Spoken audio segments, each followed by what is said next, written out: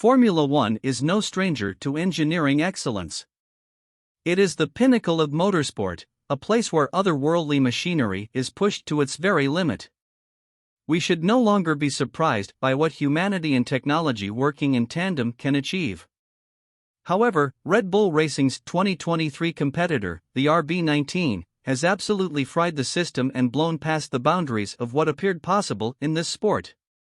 The word dominance can now be defined by a picture of Max Verstappen standing victorious atop his race-winning machine. Many F1 fans probably know the Dutch and Austrian anthems by heart by now, considering how frequently they have been played post-race this season.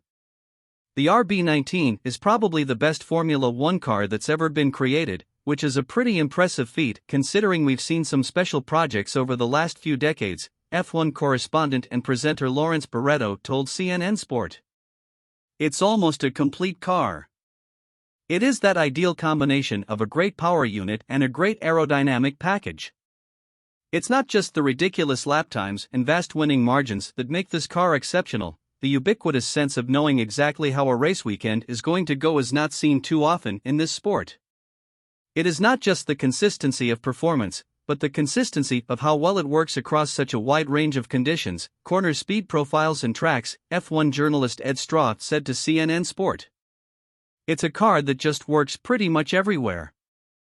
The stats don't lie. Red Bull's current driver lineup consists of the all-conquering Verstappen and 12-year F1 veteran Sergio Perez. The pair sit first and second in the driver standings, with Verstappen winning his third world title on Saturday, and wrapped up the 2023 Constructors' Championship at Suzuka with 6 races to spare. A Red Bull driver has seen the checkered flag first at 15 out of the 16 races this season. Ferrari's Carlos Sainz was on the top step of the podium at the Singapore Grand Prix, with Verstappen winning 13 alone. He also won 10 races in a row from Miami in May to Monza in September, breaking Sebastian Vettel's record of 9 consecutive victories and could clinch a third world title this weekend in Qatar. The team also has 10 fastest laps to its name and has won 3 sprint races so far, with Verstappen second in the sprint race at the Qatar Grand Prix. Red Bull has somehow built upon its 2022 car, the RB18, which won 17 out of 22 races. Verstappen was in a record-breaking mood that year as well, taking 15 victories in a single season, eclipsing Vettel and Michael Schumacher's 13. The RB19 has subsequently been compared to some of the all-time greats in the sport, with Straw putting it in the same ballpark as Ferrari's F2002, Mercedes W11 and McLaren's MP4/4, which won 15 out of 16 races. This Red Bull car has been so dominant, in fact, that it has sparked a debate around how much time teams should be allowed to spend developing their next car. 7-time world champion Lewis Hamilton suggested that teams should be forced to wait until the summer break to start working on next season's offering. I think the FIA should probably put a time when everyone is allowed to start developing on the next year's car, he told Sky Sports earlier this year. So August 1st, that's when everybody can start, so then no one can get an advantage on the next year, 'cause that sucks. If everyone had a cutoff time, then no one has a head start and it's a real race in that short space of time for the future car.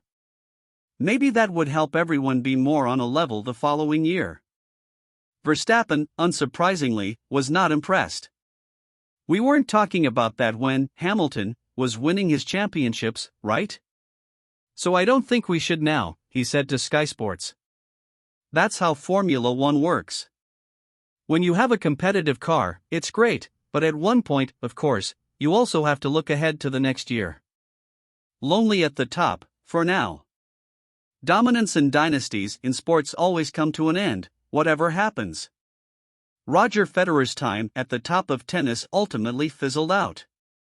The Bill Belichick and Tom Brady years in New England could not last forever. And Mercedes eventually ceded its position at the summit of F1 to Red Bull in 2022 after being in control for much of the turbo-hybrid era. Whether Verstappen and Red Bull like it or not, the rest of the field will catch up to them at some point. The question now, with new regulations on the way again in 2026, is, how long can they keep this up? Because the regulations will remain reasonably stable between now and when the new regs arrive in 2026, it's difficult to see how Red Bull won't be the class leader, said Barretto. Next year, maybe even 2025 as well, they will be the ones to beat, but that doesn't mean they can't be beaten. The advantage over the field will drop gradually over time.